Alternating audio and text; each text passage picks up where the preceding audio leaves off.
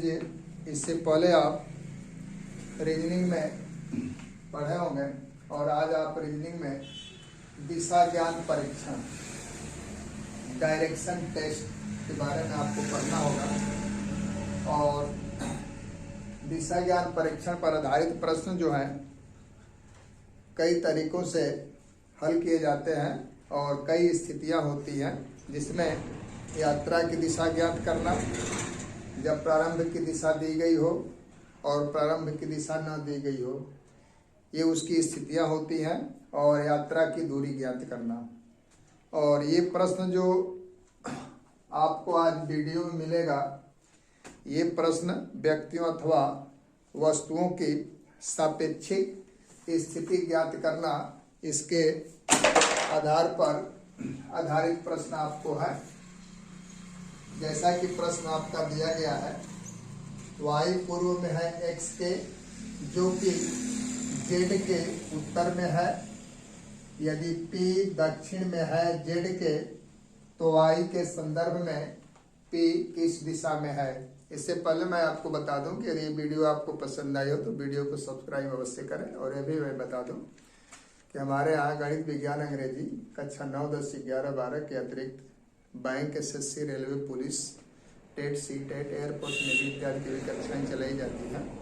यदि आपको उसके बारे में जानकारी प्राप्त करना हो तो हमारा मोबाइल नंबर है 9415887529 और एक चैनल का नाम है डॉक्टर मुद्रिका सिंह यादव। अब आप प्रश्न पर ध्यान दें। रीजनिंग का कोई भी प्रश्न हल करने से पहले उस प्रश्न को विधिवत पढ़ लिया जाता है और यह विशेष ध्यान दिया जाता है कि जहाँ पर कामा, खड़ी पाई वगैरह दिया हो वहाँ रुकना अति आवश्यक होता है, अन्यथा अर्थ बदल जाएगा प्रश्न का। y पूर्व में है x के, जो कि z के उत्तर में है। यदि p दक्षिण में है z के, तो y के संदर्भ में p किस दिशा में है। अब आपका ये दिशा है, चिन्ह की तरह आप बना लेंगे और उसमें सबसे ऊपर आपका उत्तर होता है, सबसे नीचे दक्षिण, दाहिने हाथ के तरफ पूर्व और बाएं हाथ के तरफ पश्चिम होता है। इस दिशा के आधार पर ही हम यहाँ स्ट्रक्चर अर्थात संरचना चित्र का बनाएंगे, जो भी फिगर बने। अब हम प्रश्न को पढ़ेंगे। y पूर्व में है x के, अर्थात x को किसी स्थान पर लिख देंगे और उससे पूर्व में y है। जैसा कि प्रश्न में कहा कि y पूर्व में है x के, इसका तात्पर्य यह है कि x के पूर्व y है, जैसा कि फिगर में पूर्व लिख भी दिया गया है, जो कि z के उत्तर में है। जो कि शब्द आया हुआ है x के लिए, यानी कि यह x z के उत्तर में है। तो यहाँ दिशा आप देखेंगे, उत्तर ऊपर दिशा है, इसलिए z के ऊपर x होगा और इस एरो का निशान x के तरफ होगा। इससे तात्पर्य है कि x जो है z के उत्तर में है। यदि p दक्षिण में, यदि p दक्षिण में z के, यदि p दक्षिण में है, दक्षिण में है z के, यदि p दक्षिण में है z के, यानी कि एक प्रश्न में कह रहा है कि p जो है z के दक्षिण में है। तो इस चित्र से हम देखेंगे दक्षिण दिशा नीचे है, इसलिए z के नीचे आपका p होगा उसी सीध में, और ये एरो p के तरफ लगेगी। तो y के संदर्भ में p किस दिशा में है।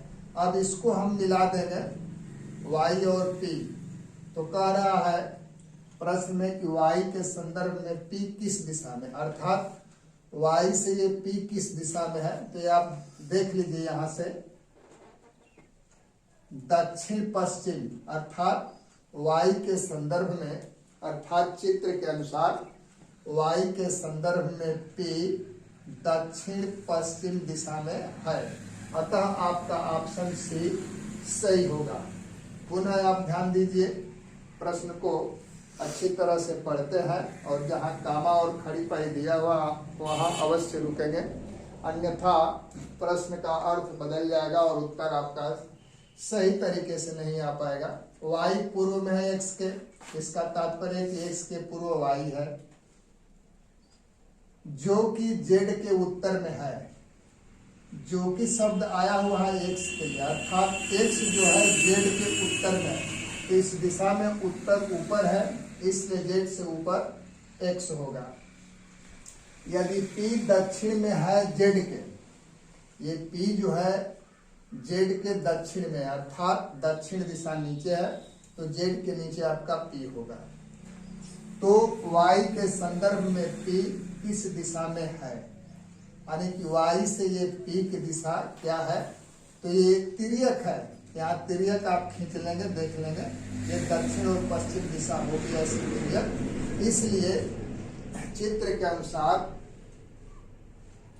y के संदर्भ में p दक्षिण पश्चिम दिशा में होगा, अतः आपका ऑप्शन सी सही होगा, दक्षिण पश्चिम। यदि वीडियो आपको पसंद आई हो तो वीडियो को सब्सक्राइब अवश्य भी करें, लाइक भी करें और कमेंट भी लिखें। Thank you.